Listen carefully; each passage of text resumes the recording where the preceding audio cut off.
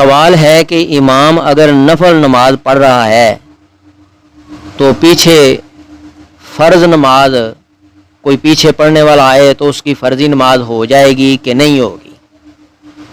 प्यारे भाई, इसमें कई लोग इख्तलाफ करते हैं, हालांकि इख्तलाफ नहीं है। अगर इमाम नफल पढ़ा रहा हो तो आदमी उसके पीछे फ़र्ज़ नमाज पढ़ सकता है।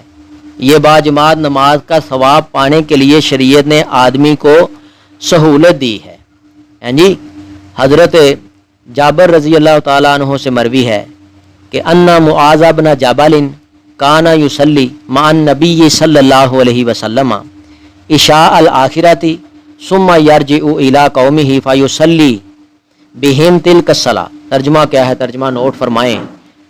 मुआज़ रज़ी अल्लाह ताला अन्हो नबी रहमा हज़रत मोहम्मद करीम सल्लल्लाहु अलैहि वसल्लम के साथ नमाज इशा पढ़ते थे, फिर अपनी कौम की तरफ लौटते तो उन्हें यही नमाज पढ़ाते थे।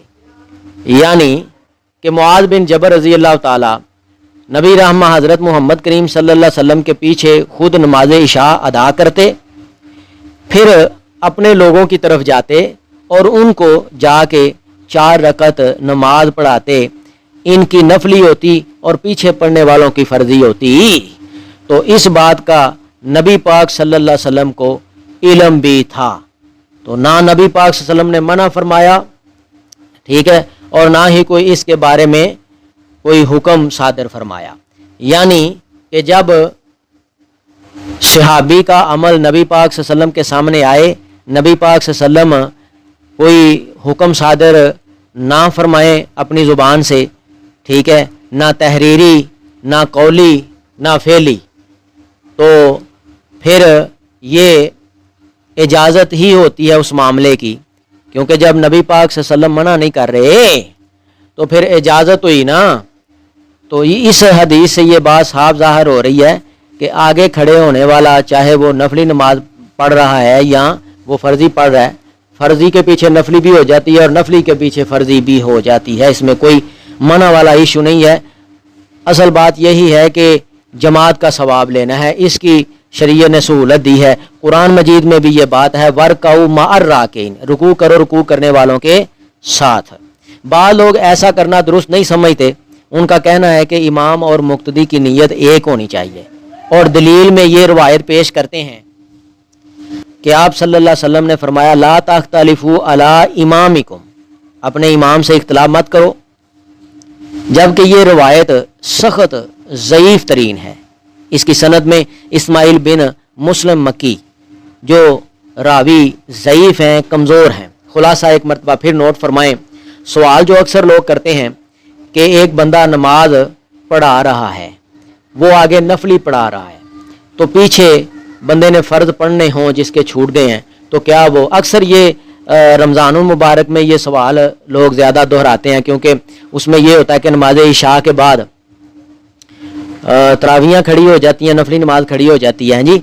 तो पीछे जो जिसकी इशा रहती है, अक्सर लोगों की इशा रह जाती है, काम से लोग घर वापस आते हैं तो खाना वगैरह खाते हुए लेट हो जाते हैं, तो फिर वो जब मस्जिद में जाते हैं तो इशा की नमाज हो गई होती है, आगे तरावियाँ खड़ी होती हैं नफली नमाज। तो अक्सर लोग पूछते हैं कि हम 2 रकातें जो हैं वो इमाम साहब के साथ पढ़ लें, हमें जमात भी मिल जाएगी और सलाम के बाद 2 हम खड़े होके तो अपनी नमाज को मुकम्मल कर लें, ये सवाल करते हैं। तो प्यारे भाइयों, बिल्कुल इजाज़त है, इसमें मना वाले कोई अल्फाज नहीं है, कोई इशू नहीं है। जो इख्तलाफ करते हैं उनको मुगालता लग गया है। इसमें जिस हदीस को वो बयान करते हैं वो हदीस, वो रवायत ही ज़ईफ़ है। उसमें इस्माइल बिन मुस्लिम जो मक्की थे, ये रावी ज़ईफ़ कमज़ोर हैं, ठीक है कि नहीं। और दलील जो मैंने पेश की है वो बुखारी और अबू दाऊद की पेश की है कि मुआज़ बिन जबर रज़ी अल्लाह ताला की ड्यूटी नबी पाक सल्लल्लाहु अलैहि वसल्लम ने लगाई उनकी कौम की तरफ कि उनको इशा की नमाज़ पढ़ानी है आपने। तो हज़रत मुआज़ बिन जबर रज़ी अल्लाह ताला अन्हु नबी पाक सल्लल्लाहु अलैहि वसल्लम के पीछे नमाज इशा अदा करते। देखें जी, जब नमाज इशा नबी पाक सल्लल्लाहु अलैहि वसल्लम के पीछे अदा करते, वो छुप के तो अदा हो नहीं सकती, खड़े होके लाइन में खड़े होके, पीछे कतार में खड़े होके, सफ में खड़े होके ही नमाज अदा करनी है ना। तो नबी पाक सल्लल्लाहु अलैहि वसल्लम उनको मना भी कर सकते थे कि मैंने आपको फ़लाँ जगह भेजा, आप यहाँ खड़े, ठीक है कि नहीं। नबी पाक सल्लल्लाहु अलैहि वसल्लम के इल्म में था कि ये यहाँ पढ़ के फिर अपनी कौम की तरफ जाके पढ़ाते हैं।